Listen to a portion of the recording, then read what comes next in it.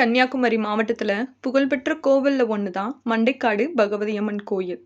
பழைய காலத்தில் இந்த இடம் முழுக்க காடாக இருந்துச்சு. அப்போ ஒரு சித்தர் இங்கு வந்தார். அந்த இடத்துல ஒரு தெய்வ ஒளி இருப்பதைக் கண்டு அங்கேயே அமர்ந்து ஸ்ரீசக்கரம் வரைந்து தியானம் செய்ய ஆரம்பித்தார். நான் உங்கள் தமிழ்வாய் சேனல். நம்ம சேனலுக்கு லைக் பண்ணிவிட்டு சப்ஸ்கிரைப் பண்ணுங்க. வாங்க வீடியோக்குள்ளே போகலாம். ஒரு நாள் அந்த சித்தர் திடீர்னு மாயமாக மறைஞ்சிட்டார். அவர் வரைந்த ஸ்ரீசக்கரம் இருந்த இடத்துல ஒரு பெரிய புற்று வளர ஆரம்பிச்சது. பல வருடங்கள் கழிஞ்சு அந்த புற்று இருக்கும் காட்டுப்பகுதிக்கு ஊர் சிறுவர்கள் தங்கள் கால்நடைகளை கொண்டு வந்து மேய்க்க ஆரம்பிச்சாங்க. ஒரு நாள் அவங்க பனங்காயை தூக்கி போட்டுக்கிட்டு கம்பால் அடிச்சு விளையாடினாங்க. ஒரு பனங்காய் அந்த புற்று மேல விழுந்துச்சு. உடனே அந்த புற்று உடைந்து அதிலிருந்து ரத்தம் வெளியேற ஆரம்பிச்சது. அதை பார்த்த சிறுவர்கள் பயந்து ஓடி போய் ஊர் மக்கள்கிட்ட சொன்னாங்க. உடனே ஊர் மக்கள் ஓடி வந்து பார்க்குறாங்க. அதே நேரத்தில் ஒருவருக்கு சாமி ஆற ஆரம்பிச்சது.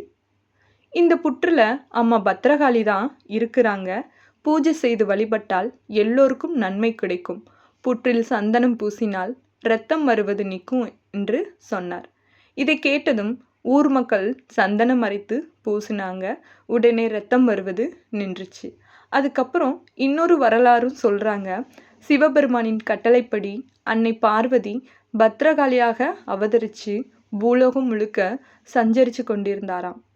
அப்போ ஒரு நாள் அரபிக்கடல் பக்கம் பனைமரங்கள் நிறைந்த காட்டுப்பகுதியில் இருந்து ஓம் சக்தி பகவதி காளின்னு மந்திர ஒளி காற்றில் அடிக்கடி மிதந்துச்சான். அந்த ஒளி அம்பாலை இழுத்துச்சு. அங்கேயே பைரவர் என்ற சித்தர் ஸ்ரீசக்கரம் அமைத்து தேவியோட நாமங்களை சொல்லிக்கொண்டு பல வருடங்களாக தியானம் பண்ணிக்கிட்டு இருந்தார். அவரது உடல் முழுக்க மண் புற்று வளர்ந்து மூடிப்போச்சு. அந்த புற்றே ஸ்ரீசக்கரமாக காட்சியளித்தது. அப்போது அன்னை பகவதி அந்த சித்தருக்கு நேரில் காட்சி கொடுத்தாராம்.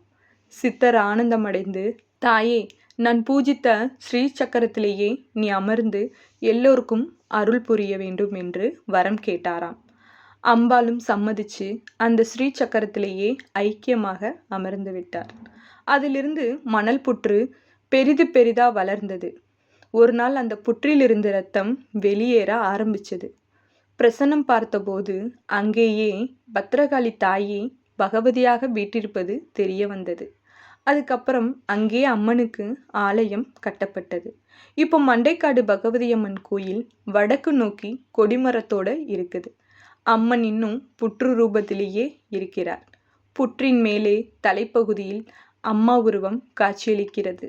சபரிமலை ஐயப்பன் கோவிலுக்கு போகிற மாதிரி இங்கும் மாசி மாதத்தில் இருமுடி கட்டி போகிற வழக்கம் இருக்குது. ஆனால் முக்கியமாக சொல்கிறது என்னென்னா, இங்கே பெண்கள் தான் விரதம் இருந்து இருமுடி கட்டி செல்கிறாங்க. அதனால தான் இந்த மண்டைக்காடு பகவதி அம்மன் கோயில் பெண்களின் சபரிமலைன்னு சொல்கிறாங்க. இங்கே தலைவிரிச்சோம் வேம்பு மரம்தான். 41 நாட்கள் விரதம் இருந்து வழிபட்டா தீராத நோய்களுக்கே தீர்வு கிடைக்கும். முன்னாடி இந்த இடம் மந்தைக்காடு, அதாவது மாடு ஆடு மேய்த்த இடம்னு அழைக்கப்பட்டதாம். காலப்போக்கில் அந்த பெயர் மாறி இப்போ மண்டைக்காடுன்னு ஆனது.